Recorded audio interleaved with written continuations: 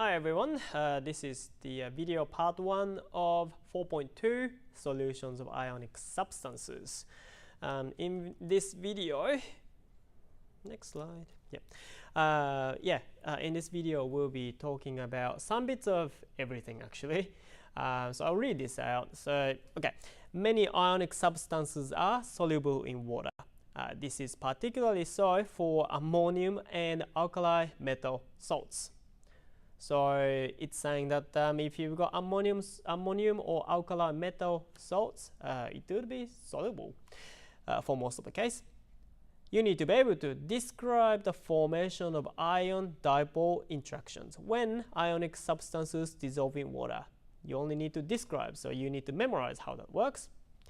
Secondly, equations can be to represent the dissociation and hydration of ions that occurs when ionic substances dissolve in water.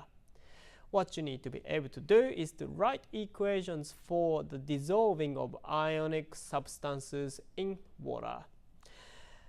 Final box there. Some ionic substances are not very soluble in water. Such substances form as precipitates when solutions containing the relevant ions are mixed.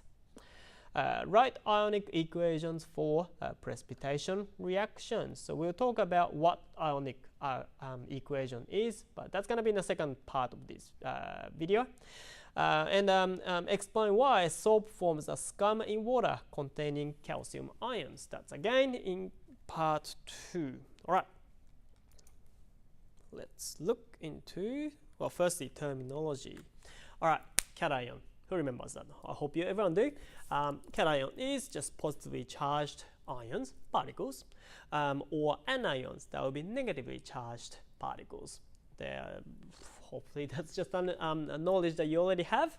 And what do you think ion-dipole interactions would mean? Well, as the name suggests, it's really just something that happens between ion and dipole. Now, hopefully you remember what dipole means. Something that exists in molecules. There are, partially positive, partially negative parts, which would be interacting if there were strongly positively, permanently positively charged or negatively charged ions. So ions and dipole can interact. And finally, dissociation. Now that's a word that's used when ions, which used to be stuck together because they were attracted, can be apart from each other. If they come apart from each other, that's dissociation. Okay? All right, oops, skip that. Going back, there you go. All right, so when salt, I'm talking about table salt, so NaCl, is put in water, what happens? Well, they're going to dissolve within there. It's got sodium ion and chloride ion. Why do they dissolve? If you zoom into this image here, you can see that you would start with salt at the bottom, settling down.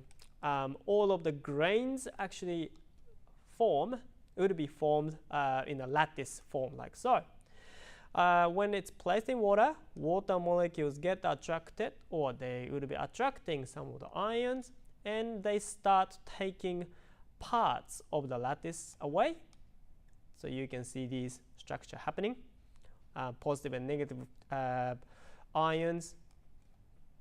I think sodium would be green and blue would be chloride ion. It's attracted to and attracting water molecules. This is a blow up zoomed in version. So you've got positive and negative ions here. And positively charged ion is attracted to or interacting with oxygen, which is delta negative site of water molecule. And when that gets pulled apart, so it gets dissociated from the lattice, it forms this structure. We'll talk about the structure's name later on. And that would be happening to negatively charged ion as well. But instead of getting attracted to oxygen, naturally it gets attracted to more positive part, delta positive part of the water molecule, which are hydrogen side. So negatively charged ion, CO- would be surrounded by hydrogens facing them from water molecule. So that's what interaction would look like, and that's what you need to be able to describe. Now, words that you can use, here they are. Okay, so what it is the forces of attraction between ion and dipole bracket polar bonds. Example was force between sodium plus Na plus and delta negative on oxygen atom in water molecules, because that's ion and dipole interaction. If the force of attraction between the ion and the molecule's water is greater, what's going to happen to the salt that you put into water? The ionic bonds within the lattice will break. Then the ions become dissociated from the lattice. So dissociated is the word used when you're pulling ions apart due to ion-dipole interactions. The molecules of water separate anions and cations from the lattice. Dissociation happens. The water molecules surround the ions to form hydration shell. So hydration is what happens to ions. That's another terminology there. Solution that contains ions are called electrolyte. Now, you might refer drinks like Gatorade as electrolyte, and that's not wrong probably, because electrolyte contains lots of salts. Salty water has got very similar concentration of salt, so if you drink it, the theory is that your body can absorb much faster than just water.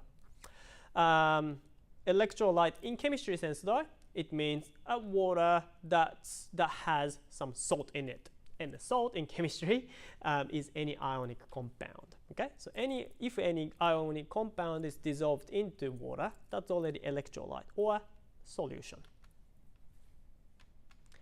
Oops, hydration. So that's the term that I just used, wasn't it?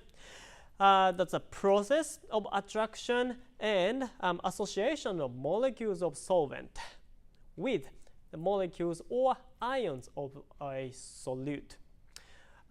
In this case, hydration shell gets formed around the ion because they're interacting.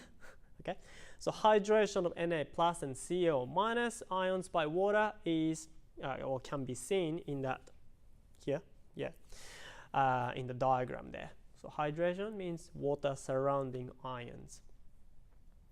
Okay. Now let me talk about this slide, and we'll go. Well, I'll finish that. So solubility of salts depends on their composition. So what's making the ionic salt defines whether it's going to be soluble or not. Okay, cations of alkali metal, so Na plus and K plus usually, and also ammonium ion, NaH4 plus, usually cause soluble salt. Okay, so if you see any compound with those three, you can just picture that they will dissolve in water. Okay, common anions that causes insoluble salt, because they usually do so, would be carbonates, hydroxides, and sulfide. CO3 2 minus, OH minus, or S2 minus. Okay, if you have them, you usually have insoluble salts, even if try to dissolve into water, unless you have those cations above, K plus, Na plus, or NaH4 plus.